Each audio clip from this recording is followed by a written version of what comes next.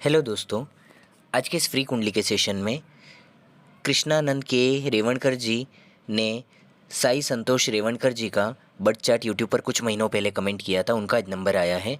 इन्होंने हमें पुणे महाराष्ट्र से कांटेक्ट किया है। आप भी यूट्यूब पर कमेंट कर सकते हैं। कुछ महीनों में नंबर आता है। पेशेंस हो वही कमेंट करें, और अर्जेंट हो वो लोग व्हाट्सएप पर फीस पे करके कुंडली दिखा सकते हैं। तो चलिए डीप एनालिसिस करते हैं इनकी कुंडली का। इनके सवाल है बिजनेस या जॉब, ज्वेलरी का शॉप है इनका, शादी का योग और आरोग्य, आगे का जीवन। तो चलिए स्टार्ट करते हैं इनका एनालिसिस। देखिए पहले तो इनका मिथुन लग्न का चार्ट है। लग्न का जो मालिक है बुध, वो 12वें भाव में बैठा है। तो और दूसरा क्या है, साथ में सूर्यदेव भी है, और सूर्यदेव यहाँ पर शत्रु क्षेत्री शुक्र के घर में बैठे हैं। देखिए बुध का यहाँ पर होना क्या करता है, एकदम से किसी नए पैसे में, किसी भी नए बिजनेस में पैसा लगाना रिस्की हो जाता है। पैसा फ्रॉड होने का चांस बहुत ज़्यादा होता है। तो अचानक से आप अगर कोई नया बिजनेस इनको कराने का सोच रहे हो तो बहुत ही सोच समझ कर करवाना चाहिए, नहीं तो पैसा डूब सकता है। उधारी का काम हो तो पैसा डूब सकता है, रिस्क का काम हो तो पैसा डूब सकता है। इसके लिए ये चीज़ आपको खास ध्यान रखनी है, क्योंकि आपका पहला सवाल ही बिजनेस है। लेकिन इसका मतलब ये नहीं है कि बिजनेस नहीं कर सकते।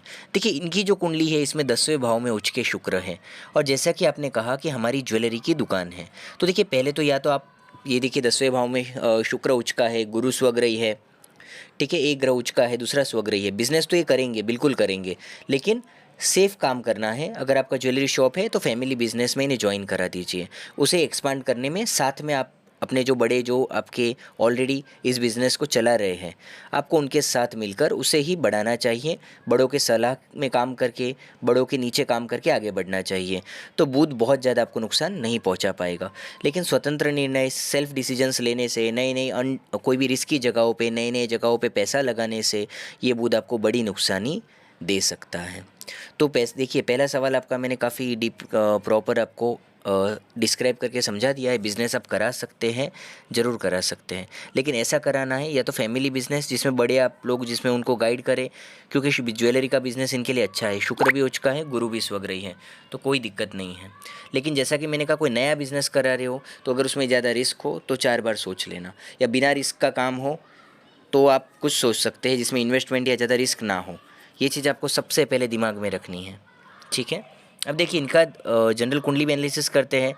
इनका जो धन स्थान का मालिक है वो है चंद्रमा, और वो छठे भाव में नीच का बैठा है। तो कहीं भी ये सेल्फ डिसीजन लेकर अगर कुछ बिजनेस में कुछ करेंगे तो ये भी एक बहुत बड़ा ड्रॉबैक है। देखिए, और जॉब का आपका जो सवाल है ना, तो ये जॉब में भी कभी इनको सेटिस्फेक्शन नहीं मिलेगा। जॉब हाउस में जब चंद्रमा नीच का बैठा है तो इनको ना वो रेस्पेक्ट मिल पाएगी, ना वो क्रेडिट मिल पाएगा, ना वो यश मिल पाएगा, ना ही सेटिस्फेक्शन मिल पाएगा, ना ही कभी एक प्रॉपर रिटर्न मिल पाएगा जो ये डिज़र्व करते हैं, जो ये एक्सपेक्ट करते हैं, ठीक है। तो जॉब इनके लिए कभी भी एक सेटिस्फेक्शन वाला काम नहीं बनेगा, ठीक है, बिजनेस ही बनेगा। लेकिन देखिए धन भाव का मालिक भी नीच का है। सोलो स्वतंत्र करने से अच्छा है जॉइंट में फैमिली के साथ रहे और उसमें मेहनत करे, तो वो ज़्यादा इनके लिए बेहतर है। तो बिज़नेस भी कर पाएंगे, अच्छा पैसा भी कमा पाएंगे, लेकिन परिवार के साथ जुड़े रहेंगे तो इनकी शक्ति बरकरार रहेगी। नहीं तो यहाँ पे चंद्र और बुध की पोजीशन ऐसी है कि वो यहाँ पे नुकसान करेगा। ऐसे चंद्र की जप शांति आपको करवानी चाहिए योग्य ब्राह्मण से, या किसी भी योग्य एस्ट्रोलॉजर से जो आपके पहचान में हो, आपके गांव में हो। आप उन्हें संपर्क करके भी इसकी जप शांति आप करवा सकते हैं। अब देखिए आपका दूसरा सवाल है शादी का योग। तो देखिए शादी का अगर हम यहाँ पे देखें तो मैरिज का जो मालिक है गुरु, वो 10th हाउस में स्वग्रही है, और स्त्री का जो कारक है शुक्र, वो उच्च का है 10th हाउस में, और नवमांश कुंडली जो है उसका जो लग्नेश है वो भी शुक्र है, और वो 10th हाउस में उच्च का है। तो आपकी पत्नी जो है वो लक्ष्मी का रूप आएगी। आपकी पत्नी से आपका भाग्य बढ़ेगा। यानी आपकी जो कुंडली कहीं पे थोड़ी कमज़ोर हो रही है, लेकिन वो पत्नी के आने से काफ़ी मजबूत होगी। तो पत्नी के साथ आपका भाग्य जुड़ा हुआ रहेगा, उनसे फ़ायदा होगा, उनके भाग्य से फ़ायदा होगा। उनकी रिस्पेक्ट करें, अच्छे से उनकी इज्जत करें और अच्छे से अपनी शादी का जीवन जिए, तो उनके भाग्य से आपको काफ़ी समृद्धि हासिल होगी। और जो शादी का योग है ये आप ऐसा समझिए 25-26वें साल में उम्र के इनकी, देखिए जैसे कि अभी कुछ 22 के आसपास चल रही है ना, 21-22 चल रहा है। तो जब इनकी 25 साल की उम्र होती है तो योग्य समय होगा शादी के लिए। शुक्र के कारण 24-25 में आप अच्छे से करवा सकते हैं। उस टाइम पे अच्छा भाग्योदय भी हो जाएगा, व्यवस्थित प्रॉपरली शादी भी हो जाएगी, कोई दिक्कत नहीं है। और आप थोड़ा जल्दी ट्राई करेंगे तो जल्दी भी हो सकता है। इस कुंडली में शादी का पावरफुल योग है, लेकिन योग्य उम्र इस कुंडली के हिसाब से 24-25 एकदम योग्य उम्र रहेगी। और देखिए इसमें अगर हम दूसरा आपका जो तीसरा सवाल है आरोग्य, तो लग्न का जो मालिक है बुध, आरोग्य का जो मालिक है बुध, वो 12वें घर में गया हुआ है। तो देखिए इसमें क्या है, लेकिन वो मित्र के घर में है, ठीक है।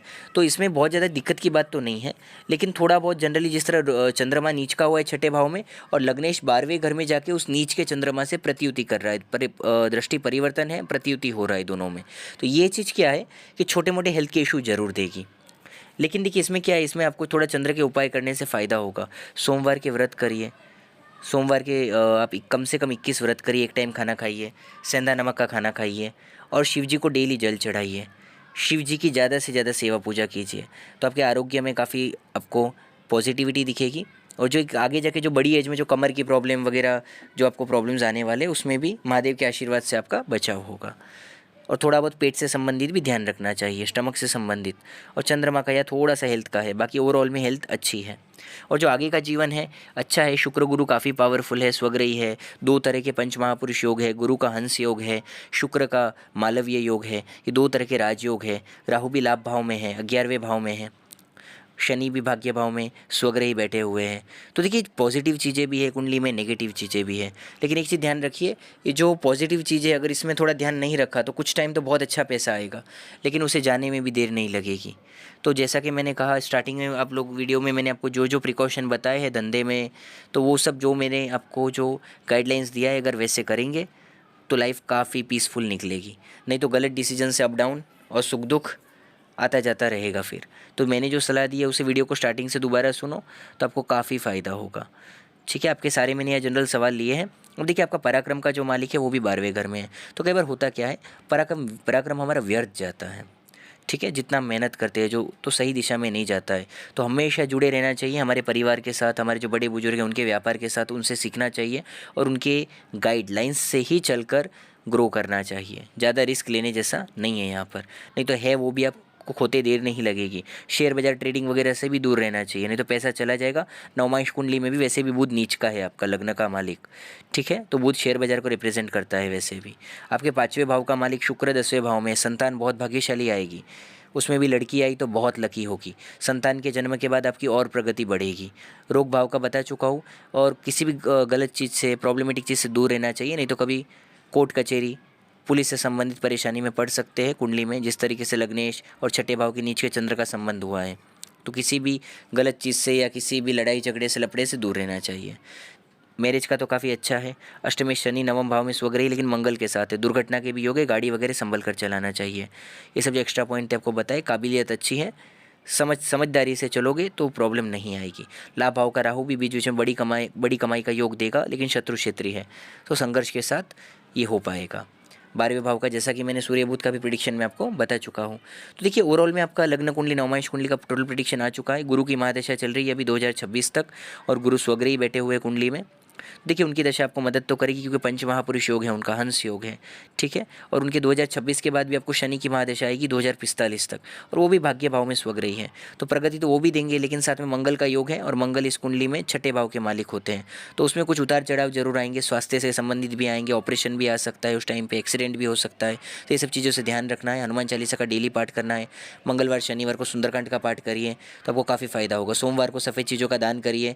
ये सब चीज़ें करने से आपको जो उपाय मैंने बताया काफ़ी फ़ायदा होगा। एक अच्छी क्वालिटी का पन्ना और एक अच्छी क्वालिटी का ओपल रत्न आपको काफ़ी मदद करेगा। शादी भी जल्दी होने में मदद करेगा ओपल, और पन्ना आपको नुकसानियों से बचाएगा। भले उसकी जो भी प्लेसमेंट है, जो आपको स्टोन बताए, सोच समझ कर बताए गए हैं, तो आप उसे पहन सकते हैं। आपको इससे काफ़ी फ़ायदा होगा। खुद ट्राई करके देख लो, आपको ज़रूर सूट करेगा, ठीक है। तो चलिए, आपका टोटल हम लोगों ने काफ़ी डिटेल में एनालिसिस किया है। यहाँ पर नवमांश कुंडली देखिए, लग्न कुंडली देखिए, आपकी दशा देखिए। बाकी इसमें तो डिटेल में जितना देखे तो 2 घंटे भी कम पड़ेंगे, एस्ट्रोलॉजी इतनी डीप है। तो चलिए मिलते हैं आप सबको अगले वीडियो में। ऐसे इंटरेस्टिंग वीडियोस आपके लिए लेके आते रहेंगे। लाइक शेयर सब्सक्राइब करिए चैनल को। तो आप भी कमेंट कर सकते हैं अपनी डिटेल्स। कुछ महीने निकल जाते हैं, और जिन्हें अर्जेंट हो वो लोग फीस पे करके व्हाट्सएप पे कांटेक्ट कर सकते हैं। चलिए, धन्यवाद, मिलते हैं अगली वीडियो में।